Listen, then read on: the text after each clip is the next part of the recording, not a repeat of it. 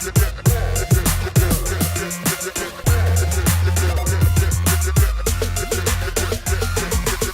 up everybody, Anthony Serratelli of Jersey Filmmaker here, and welcome to another one of my Road to Red series episodes where I'll be documenting my experience owning a Red cinema camera. So I finally decided which Red camera to buy, and although it may not have seemed like that long of a process through my videos, I assure you it was months of research and debate with myself to come to a decision. Then, a couple days ago, Apple and Red teamed up to completely mess with my head, but in the end helped me make a better business decision. So Apple is now selling the Red Raven. Apple is, not Red. The Raven has been off the market now for a few months because Red couldn't keep up with the orders. The Raven shares the same sensor with two other cameras, the Dragon sensor. So with the massive amount of orders between the three cameras and the Raven being the lowest on the totem pole, when there's a shortage of sensors, which camera you think got shit on? The Raven. So the Raven would be the most back order because they couldn't keep up with sensor supply. So Red just stopped taking orders. So as I mentioned, it's been a few months since Red's taken an order for a Raven. So I don't know if that time frame has allowed them to catch up with sensor production, or maybe Apple ponied up to help produce some more. But either way, the Raven is back. Oddly enough, I've been thinking about buying a Red for about the same amount of time the Raven's been off the market. So it hasn't even been a consideration of mine. But now that the Raven's back, the game has changed. Let me start by backing up to my last episode of Red Research. I quickly breezed over the fact that the Red cameras have 16 plus stops of dynamic range, which is amazing. All the high-end cameras these days offer such a wide dynamic range that I almost take it for granted, but 16 stops is impressive and I'm very excited to work with that. So I was pretty much dead set on getting the Epic W 8K, and let me tell you why. If I'm gonna spend $25,000 or more on a camera, I wanna get the best quality bang for my buck I could possibly get. So instead of spending $60,000 plus on a weapon 8K, which includes accessories, media, warranty extensions, etc., I could have gotten the Epic 8K for $15,000 less-ish, but about $15,000 less for a Scarlett 5K. So the Scarlett 5K fully decked out would have been about $25,000. So I felt like spending $40,000 to $45,000 on an 8K camera as opposed to $25,000 on the 5K camera would have been a better long-term investment. So I wouldn't have to upgrade my camera to 8K whenever that is really necessary. Could be in 10 years, could be next year, who knows. Now you can always upgrade for a discounted price, but when you buy the 5K and then try to upgrade to 8K, it ends up costing you more than had you bought the 8K originally. So I thought going 8K now was a better long-term decision. And I still do believe in that decision, but now that the Raven is out for $15,000, decked out with accessories, and you can capture a Red quality image for that cheap, that's hard to pass up. And as a business decision, and as a business decision, I can't say business decision, business decision. And as a business decision, the Epic probably wasn't the smartest. I mean, maybe long-term, future-proof, rentability, maybe. But I can tell you right now, none of my clients are asking for 8K. And I know I could always shoot in 8K and master in 4K or run 4K HD proxies alongside the raw footage to hand over to clients.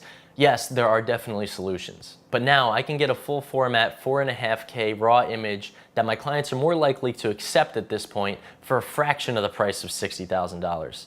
And still have those proxy options available for deliverables. The Raven is only a 4.5K camera compared to the 8K Epic and Weapon, but one of the really cool things is you can shoot up to 120 frames a second on the Raven without cropping in on the sensor. The lowest you could drop down to on an Epic to keep the same crop factor would be 7K, and that only shoots 30 frames a second. On the Weapon, that would be 60 frames per second. Still half or a quarter of the 120 at 4.5K full format on the Raven. Still with me? So now you can see why I've researched for months and my head has been spinning trying to figure out which one to buy, but I have finally come to the decision and I'm very excited to say that I am going to get the Red Raven. I will finally have my own Red to consistently use, learn the ins and outs, and really dive into the awesome color science that Red provides. Apple is offering the Raven only as a package deal, but it's a good deal. It includes the Red Raven 4.5K camera brain, the DSMC2 4.5-inch LCD monitor, the DSMC2 out trigger handle, V-Lock I/O expander, one 120GB mini mag media card, and then some third-party accessories. The G-Tech EV series mini mag card reader, two IDX Duo C95 batteries with charger, a Sigma 18 to 35mm f1.8 DC EF lens. They are kitting this camera out with an EF lens mount. A Nanook, I believe that's how you say it, heavy-duty camera case that fits everything perfectly. And finally, a copy of Final Cut Pro X, which wasn't very exciting for me because I'm very much an Adobe fan, but it's not a bad thing to have just in case a client ever delivers something to you to edit in Final Cut. I now at least have a copy of that. So I individually priced out all those items and added them up, and it came out to a grand total of $16,187.55. Apple is offering this package for $14,999.95. Not too shabby, Apple. Props. The Raven has a Dragon sensor, and even though the new helium sensor is out, the Dragon isn't that old and people have really taken a liking to it. And here's a really cool fact about matching the colors on a Dragon and helium sensor. The Epic and Weapon bodies are now running a new image processing pipeline called IPP2. If you're confused about the bodies and sensors of RED cameras, take a look back at my last episode called RED Research. IPP2 is pretty much a new operating system within the camera.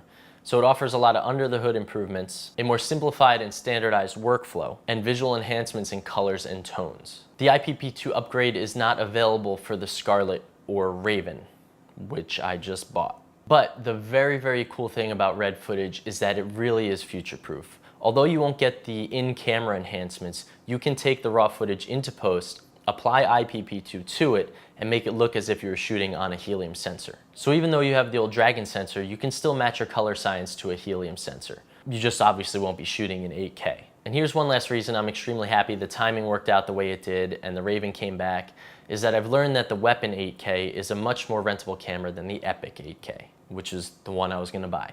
That's not to say that the Weapon is cheaper to rent out than the Epic, because it wouldn't be, but the Weapon has a better chance of getting on bigger and longer standing gigs to help make your investment back. One, because there are way more Scarletts and Epics out there to be rented, and two, the Weapon offers some broadcast capabilities such as 8K at 60 frames a second that none of the other cameras can. So a better business decision for me to not buy the Epic and hopefully buy the Weapon one day. So that's my new goal. I'll have a Raven, I'm gonna build to a Weapon, which will give me 2 cameras, making my road to RED realistic. I don't know when I'll be able to get that yet, but my plan is to have the Raven become the B cam to my Weapon. Doesn't that sound romantic? These cameras are so detailed and complex, and I'm very excited to learn them, so I've decided I'm gonna release a Road to RED episode every Friday, and I'm gonna leave Tuesday open for the regular style Jersey Filmmaker episodes, behind the scenes, breakdowns, interviews, etc. So next Friday I'll be unboxing the Raven to show what Apple and RED have put together for this all-in-one package.